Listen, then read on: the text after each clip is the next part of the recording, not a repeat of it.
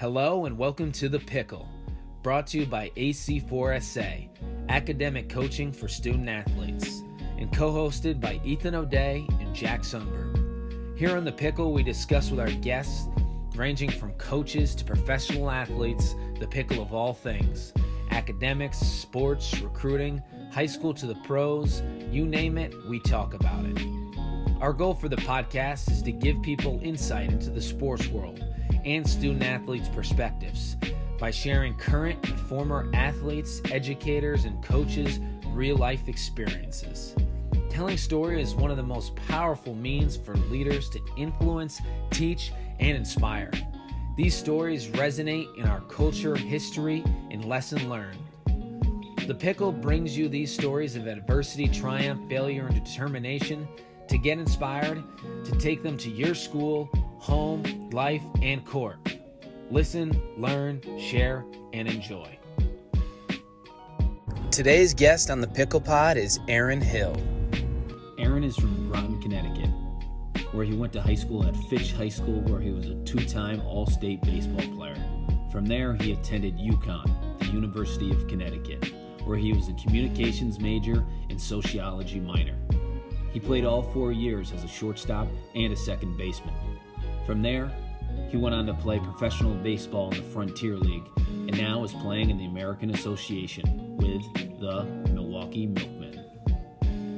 The Pickle Pod here. We've got Aaron Hill checking in from Groton, Connecticut. Just a few Connecticut guys, talking on a podcast right now. 3 Connecticut guys. I'm loving it. Aaron, how we doing, man? How's everything going? Hey, everything's been great, man. Everything's been, a lot of work, but we're having a good time doing it, Just out here grinding. Love to hear it. So, Aaron, you're getting ready for your season out in Milwaukee, correct? Yes, sir. And that's with what's the team's name? I think everyone will enjoy the name of the team. The Milwaukee Milkmen. Yeah, so any jokes you guys have, bring them out. I've heard them all. Oat milk, I hope. Only oat milk. That's all I drink. Yeah. It's all plant-based milk. No, I mean, we're excited to hear your perspective on, your being a collegiate athlete and, obviously the recruiting process and everything that went into that. And then, Absolutely. Academics when you got there and stuff like that. So it's going to be fun. We'll have some fun, and Ethan will start it off. We like to do with all of our guests. We've done the rundown, and Aaron's a baseball guy, so he obviously knows what a rundown is. It's similar to a pickle. It's a more technical term. So Ethan's going to run you through the rundown. It's a series of 5 questions, and first thing that comes to mind, toss it out there.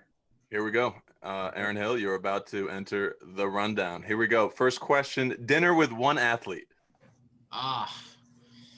Jackie Robinson. Love it. Can it be alive or all time, or it's like a present? I think dead or alive is completely fine. All right, cool. Yeah, man. Jackie Robinson, absolutely. Yeah, no brainer. Number one thing on your bucket list to do. Skydiving.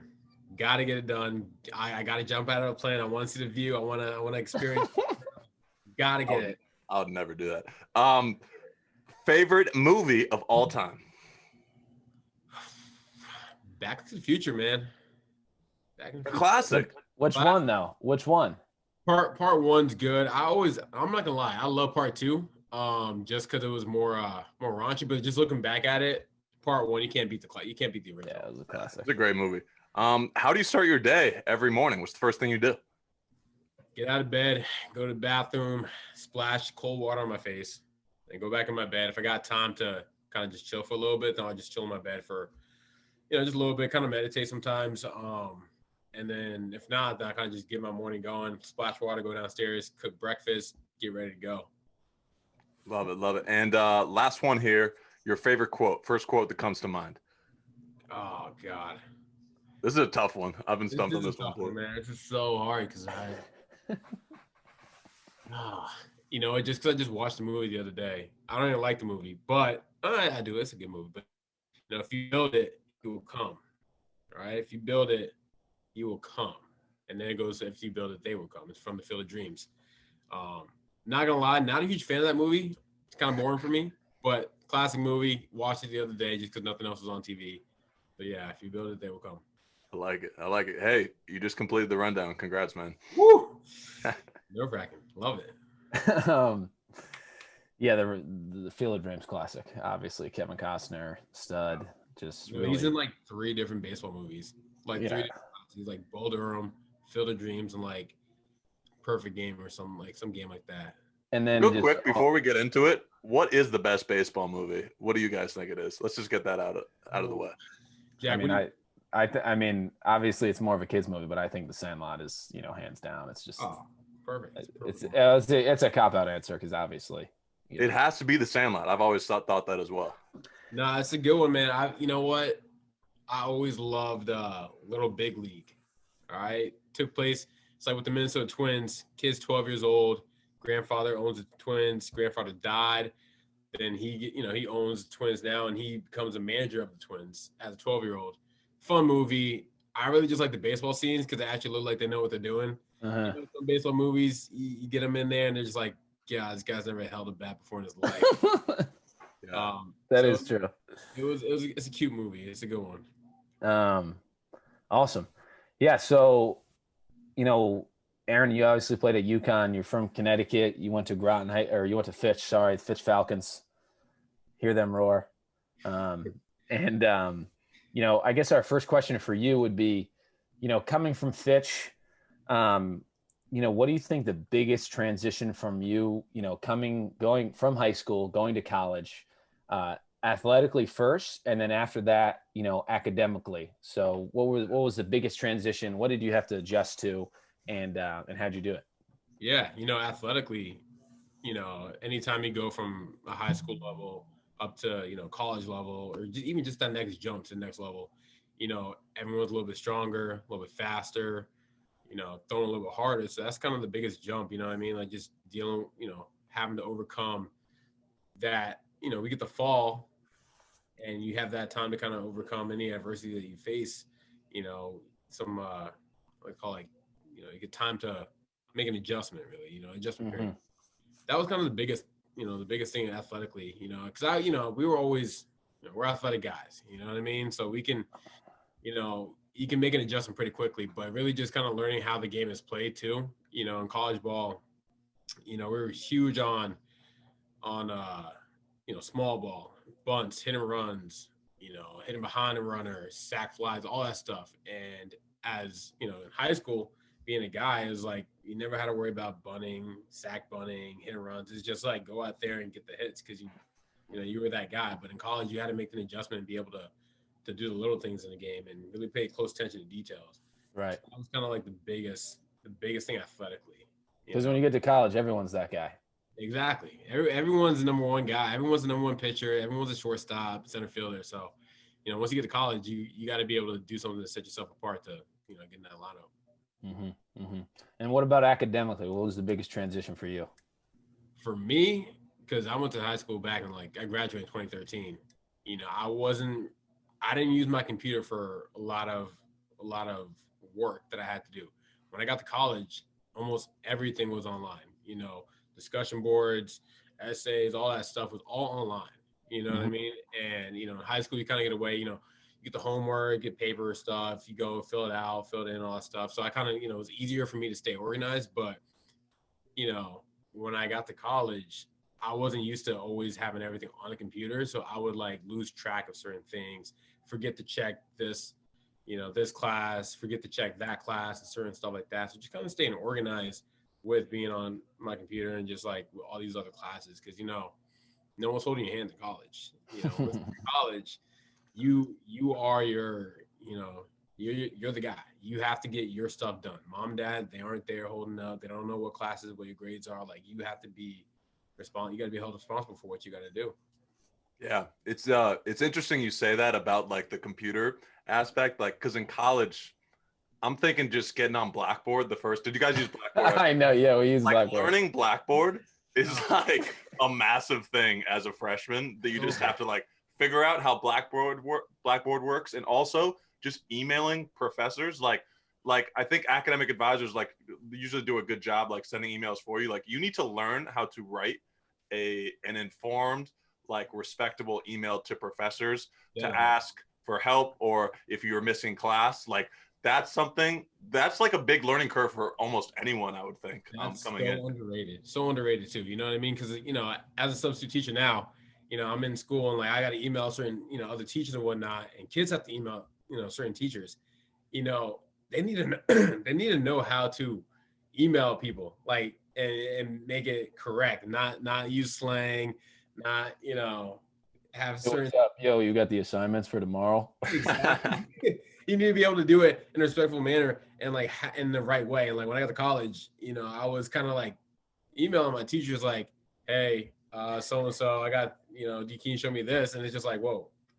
You're like sending emails. You're like, do I say dear? Like, dear Mrs. Yes. Like you're like, what do I say? Or the follow-up, or the all the best. Like, what are we saying here? And it's you overthink all these things. Should I just say like thanks? I should thank you. Yeah. Like, no, you honestly, you should learn, and I think a lot of academic advisors do a pretty good job of this, but you should learn the exact format you should be sending emails to professors, because a lot of them, some professors you talk to like are used to very formal talking. Some it might be different, but like learning that skill of talking just through email, it's different when you have a conversation in person, because the wrong tone can set you up in a bad place where it's the first impression with the professor. I think it's so important. Absolutely, man, absolutely.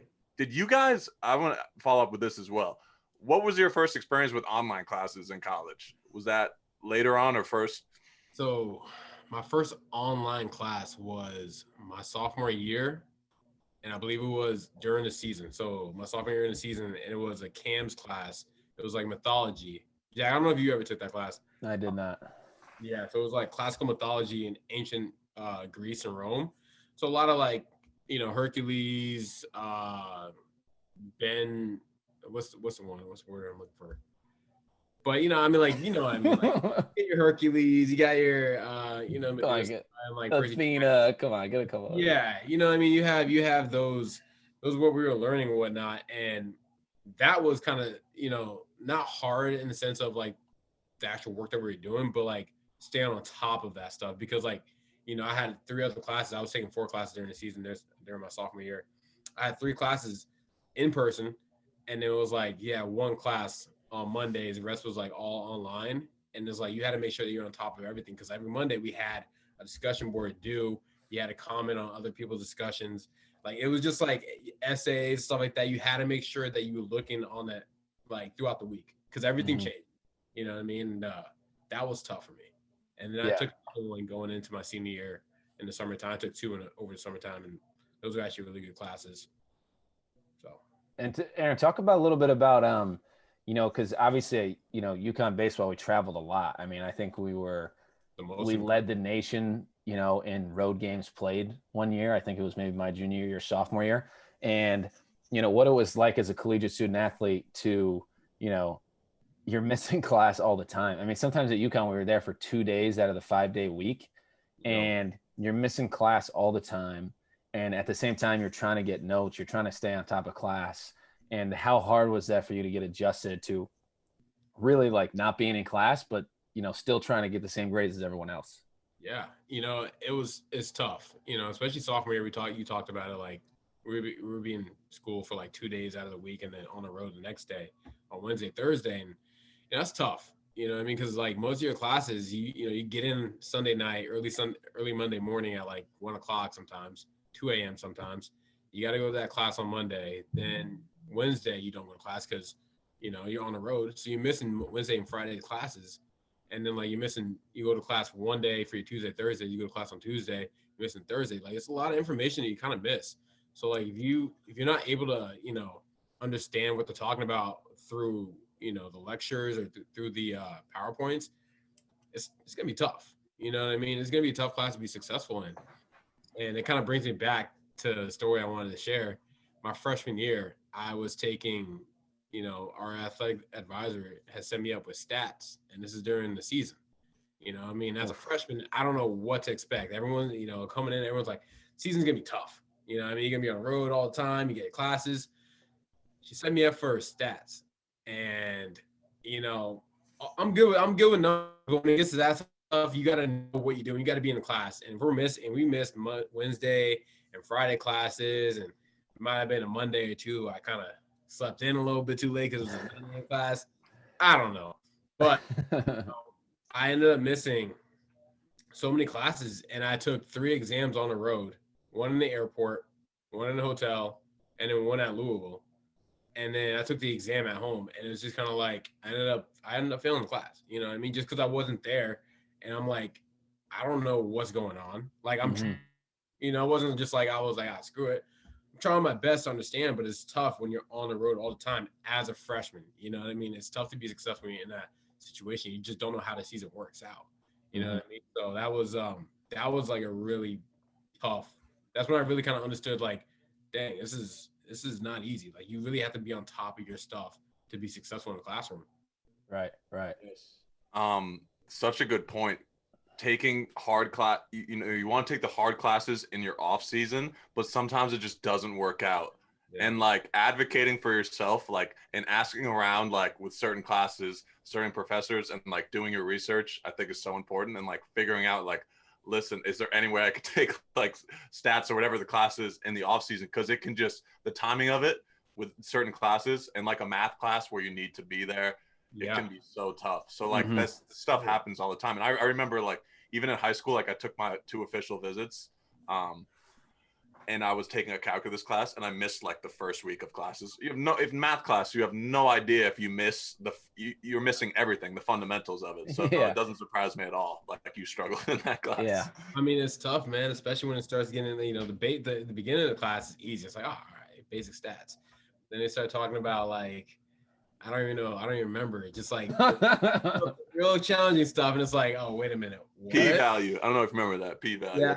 P-value. Aaron doesn't remember that. I remember P-value. I remember, you got the basic stuff, the mean, the mode, the median, all that stuff. Right? I understood that. But then they got to like find Q1 of something. I'm just like, what's Q1? I got to question myself. What's Q1? Like, you know what I mean? And then sometimes you got to go learn it yourself, and you're like trying to teach this class yourself, and you're just a freshman from Groton, Connecticut. You don't know you're just trying to get on the field, trying to play the game, man. I'm trying to be eligible, and instead I'm like over here like struggling, trying to figure out what's going on with this class, and like I got 4 other classes to deal with. Like it was tough, man. Freshman. Yeah, and you're diving into a lot of good stuff, and I think 2 things that you said that I want to respond to. I think the first one is, you talked about summer classes, because I think as athletes, like we all want to graduate on time. And I think for, you see a lot of people, on TV when, the bowl season comes around, or NCAA basketball, or, college baseball comes around. It's like, so-and-so graduated in 3 years. Yeah. And it's like, those guys aren't leaving campus. Like they're staying on campus all year long. And like, people don't understand. They're like, oh, they're just doing like extra work. It's like, no, they're literally on campus. They never stop taking classes, winter, summer classes. And half the time, especially with a sport like baseball, if you're traveling a lot, like if you want to graduate on time, just like you're taking winter classes and summer classes, because you can't take 6 classes during the season. So it's like, just to graduate on time with your peers, like you got to be doing summer classes, and sometimes you got to be doing winter classes. Absolutely. Yeah, that's why I told you, like, going into my senior year, I was like behind schedule to graduate on time, and I needed to take 2 summer courses. I had to take a winter course going in, like in between my senior year. I had to take a winter course, and I had to take a summer course going into my senior year. I was like, listen, I'm graduating on time for sure. So I made sure I did those summer courses. And looking back at it, I wish I had known this before. Like I would have just done winter courses and summer courses like online throughout like all freshman, sophomore, junior year. That way I could have graduated by my junior year, or like early sophomore year, or early senior year, not have to worry about anything, in that. Right. And then you're just playing ball. Exactly. And that's when everything becomes easy, Right. Yeah. But it's funny too, because it's like you're taking all these God darn it, I forgot what I was gonna say. Son of a gun. Well, the other thing that I want to tap into was you were talking about eligibility, and like to be eligible during the season, and people don't think about it a lot, but some coaches have different standards. I mean, obviously there's the school requirement of what you needed to be eligible for, but say a coach sends your eligibility for a 2-3, and you got like a 2.0, I mean, it's like it happens more than people think, and then they're not eligible to play. Like if you take a couple hard classes and all of a sudden you fall behind and you're really grinding and you're really trying and you pull off a 2.2, like maybe you're not going to be able to play. Exactly. And maybe you're an athlete who, or at a university where, you're at a tougher university, but you want to play sports at this university because it's high level, but maybe academically you're not there. So it's like, a lot of times, like you're trying to keep up with all the smart students. And at the same time, you're just like, you're trying to stay afloat in the classroom. Talk a little bit about eligibility and, how often you saw it and, how it affected you. Yeah, man. So like I mentioned, my freshman year going into, my freshman year during the season, I was struggling obviously with stats and didn't do well with that. I ended up getting put on academic probation, right? So the next semester, I had to take 10 hours of study hall every week. That was fun. got Terrible. real comfortable in study hall that next year. But yeah, dude, it's tough, man. Like you see it all the time with different sports, a lot of different sports. You know what I mean?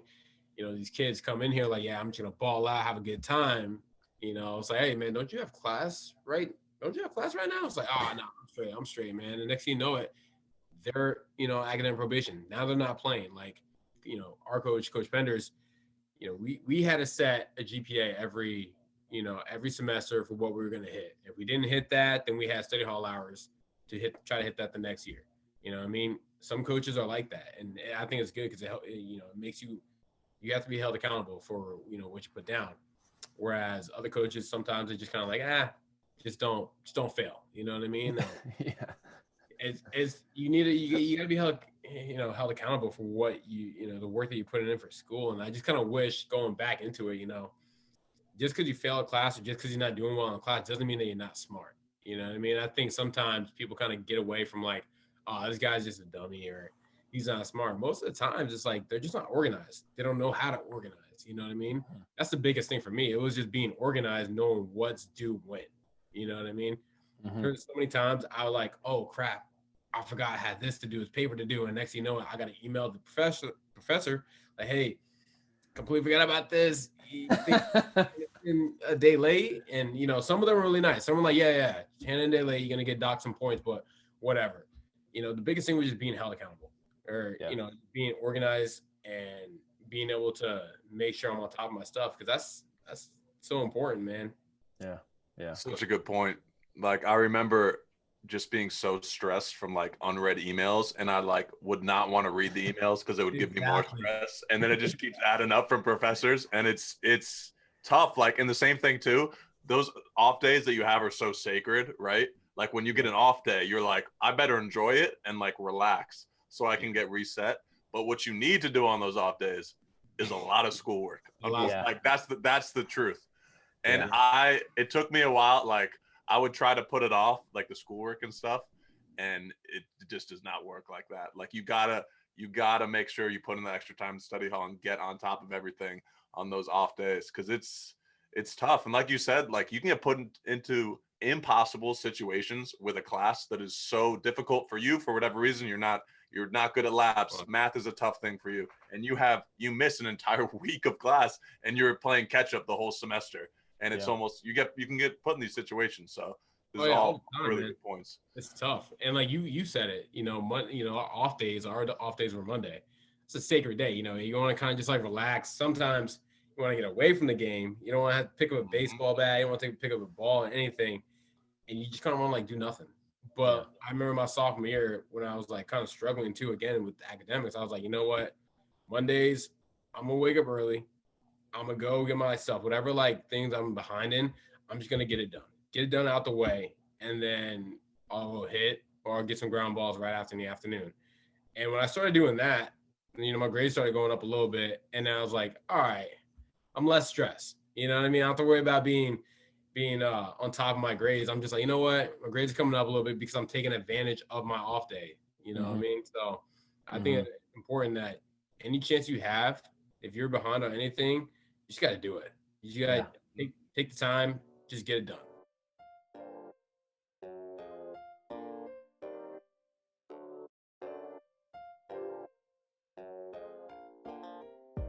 that you're on the other side, Aaron. I mean, I know you obviously been blessed with the opportunity to, play baseball professionally.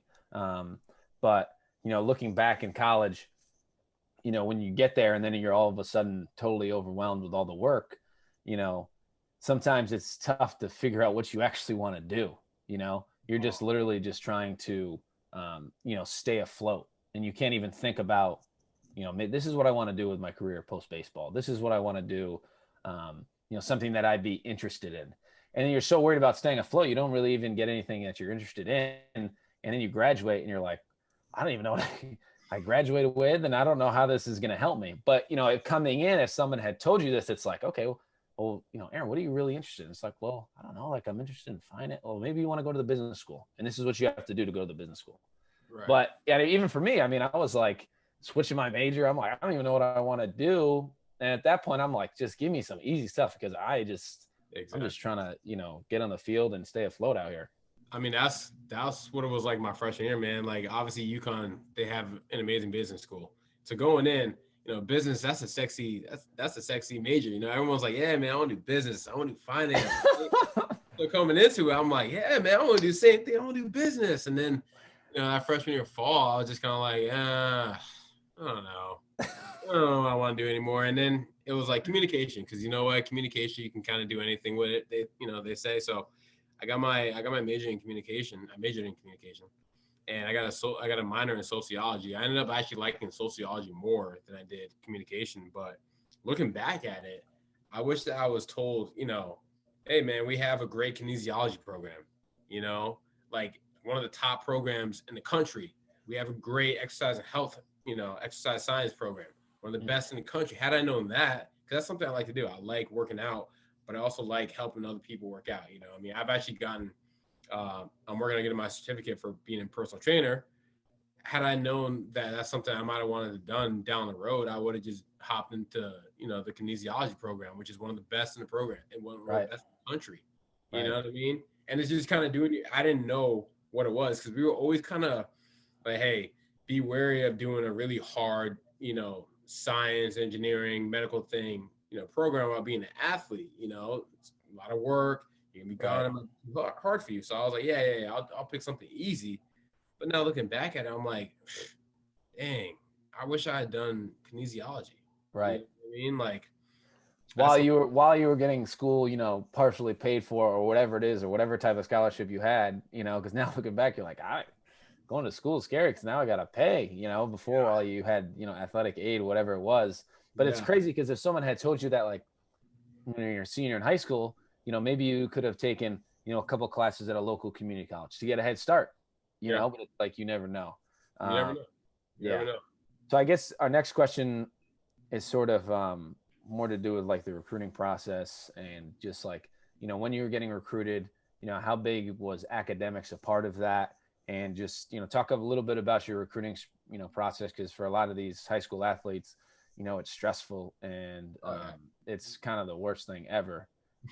So it's like, talk a little bit about, the importance of academics in the recruiting process, to give you more options, and then also just about the stress of the recruiting process and what you went through. Yeah. When I was in high school, I knew I wanted to play Division I baseball. You know what I mean? So I knew in order to be at a good D1 school, you got to have good grades. It's just kind of simple as that. You know what I mean? So, I come from a really good family, really smart family. They were like, hey, listen, you better have good grades. Otherwise, you're not playing.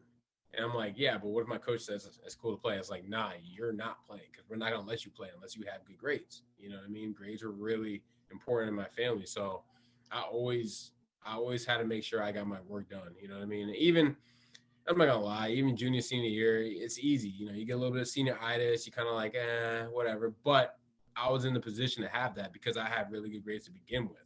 As a freshman and sophomore.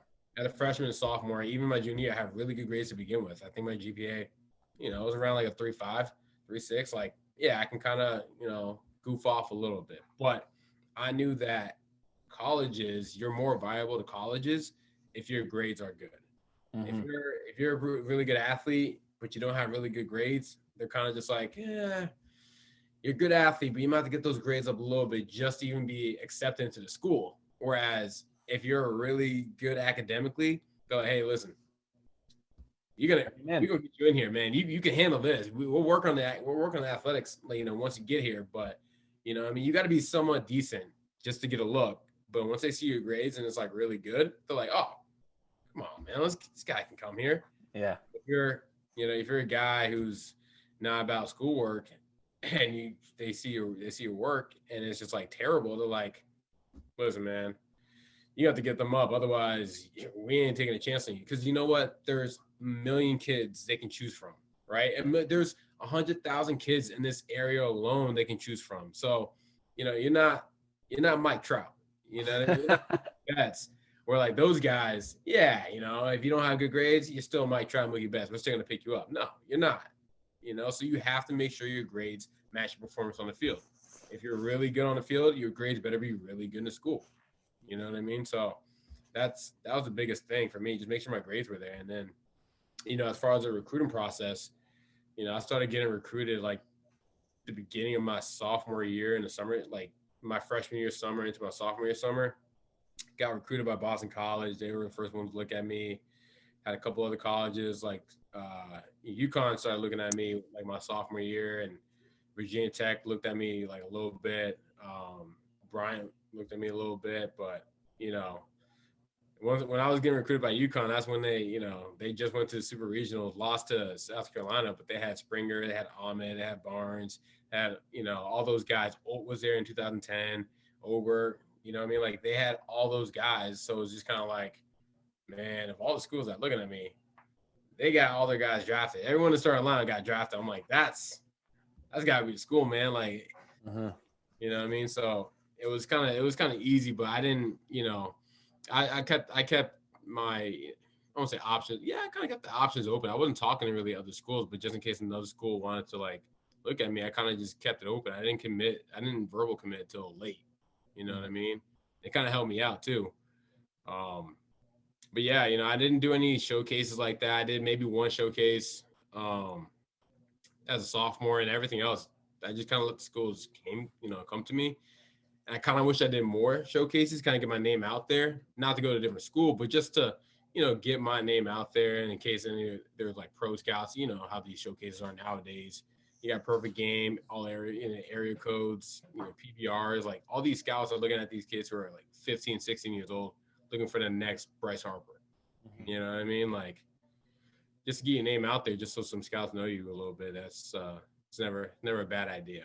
But now, let me ask you this: was staying at UConn in Connecticut? Was it being close to home like something that was pretty important to you? Like, I know a lot of people making that decision. It just takes away a whole nother stressor, like being at least in your region where you're from, like because moving somewhere like where you got to fly or it's tough for any high school kid to do. And then it just adds another stress factor when starting up the academic and athletic career. Did you really want to stay in Connecticut, or what were your thoughts on that? Tell the truth, man. I wanted out because I knew how cold it was, man. Playing baseball, I was like, I don't know how you guys do it. I don't know how we did it. I didn't do it. No, but I was like ready to go out, like go down south. You know what I mean? Like if there was a school down south, Florida, Alabama, like not those schools, but anywhere down there, I probably would have been ready to jump on that just because, warm weather, plays a big role in the game. And I know how tough it is to play in the cold. But, I'm glad that I went to UConn because being close to home, I don't think I realized that it was definitely like a blessing. You know what I mean? Everyone thinks, oh, man, I'm just going to get out of there. I'm going to go down south and just get away from my hometown. But it's like, yeah, after your first like month, you're like, oh, crap. I miss home. Like I miss my friends. I miss my family. You know what I mean? Being only 45 minutes away from UConn, my mom would come up sometimes. My sister went to UConn. So like I'd, hang out with her sometimes. It's just real convenient for the family to get up there and, check me out, especially from the games. It's such a luxury to be able to have, if you have a good relationship with family and friends in the area, just to have them come watch you play. Like that was the same thing I thought too. Like having your family come and watch you play is something that you take for granted in high school, and it's not the case if you go somewhere else. Like they gotta fly to you, or they're only seeing those games where you're in the region. So yeah, I think that's a big factor that people overlook. Lucky for you too. Like you're at UVM. That's, what's that, like 4 or 5 hours from? Yeah. That's still pretty close. You know what I mean? So exactly, being driving distance was important. Yeah. Well, it's crazy too. I think, I think another important thing is like knowing who you are. And like, we talk a lot about the, student athletes coming up is like picking a place that's a good fit for you. It's like maybe it's good for you to get away from your friends. Maybe your friend group isn't some people that you want to hang out with. So maybe it is a good decision to get away from home. Yeah. But maybe you're a homebody and you really, that's who you like being around. You've had success around that. So I think, again, it's like, being able to pick a right fit for you. Because once you're there, it's like you're there. It's like it's go time. It's like there's no like, let's, what, I'm done with it. Like that doesn't really work with that. So I think, finding a right fit for you as a student athlete is so important. Like getting to know the school, getting to know the academics. Can I handle this? Is it too far away from home? Yep. So, I think that's definitely important. And Aaron, just sort of our last question here for you. We, finish up every Pickle Pod with, if you could go back in time and talk to Aaron when he was a freshman, sophomore, junior in high school, what would be your advice to Aaron back then? What would you give him the rundown and be like, Aaron, listen, this is what you got to do. It's me, Back to the Future. I'm here. Listen. Hey, remember in that movie, you can't see your old self. But, if I'm wearing guys, I'd go talk to myself. And the biggest thing I'd tell myself is, hey, it's okay to be a little selfish. And what I mean by that is it's okay to take care of the things you need to take care of for yourself. You know what I mean? You gotta have personal days for yourself. You gotta be able to say no to people. You know what I mean? Don't try to make everybody like you and feel comfortable with you because that's out of your control. You just have to do what's best for you. And, I was telling myself this all the time. I tell myself this now. Like whenever I feel like anxious sometimes or, like, oh man, I hope these people like me. It's just kind of like, you know what? Screw it. Do you. You know who you are as a person. You're a great guy. Like people are going to like you no matter what. They're going to gravitate towards you no matter what. Just do you. So as a, especially as a senior in high school, getting ready to go to college, I would tell myself, hey, do you and don't give a crap about certain things. You know what I mean? Like obviously we want to make sure that, we're respectable and humble, all that. Yeah. Of course. But it gets to a point where if you're too worried about making sure people feel comfortable with you, you don't worry about what's good for yourself. You know what I mean? You do things that you shouldn't be doing. So I would tell myself, do you, don't worry about other people, and have fun. You know what I mean? Screw it, man. You got one life to live. Make it the best. Yeah. That's really amazing advice, that like such a cliche thing. But if you don't take care of yourself, like just putting in the time where you're able to be the best version of yourself, you're not gonna be able to help anyone else. That's something I've learned to know too. If you don't spend that time and be selfish, then you can't help anyone else or be the best version of yourself for anyone else. So it's great advice. Aaron, thanks for coming on, man. This was great. Couple UConn guys in here. Everyone's a Connecticut guy. Just a good time talking and about our college experiences. So appreciate you coming on to the show, man, and good catching up with you. Thank you for having me, guys. This is awesome. Love what you guys are doing. Keep doing it. Like I think this is gonna be huge for all these kids. I wish I had this, had a podcast to listen to or watch. People who I want to go through, people who've gone through it. I wish I had that when I was in high school. You know what I mean? So, I love what you guys are doing. Keep doing it. Thank you for having me on, guys. I had a great time. Hey, appreciate it, man. Pod signing off. Episode 3. Aaron, Superstar Hill. Yes, sir. There it is. Bang. All right. Appreciate it, guys. Thanks for tuning in to The Pickle, who is brought to you by AC4SA, academic coaching for student athletes, whose goal is to use the power of sport to unleash the athlete's potential in the academic arena.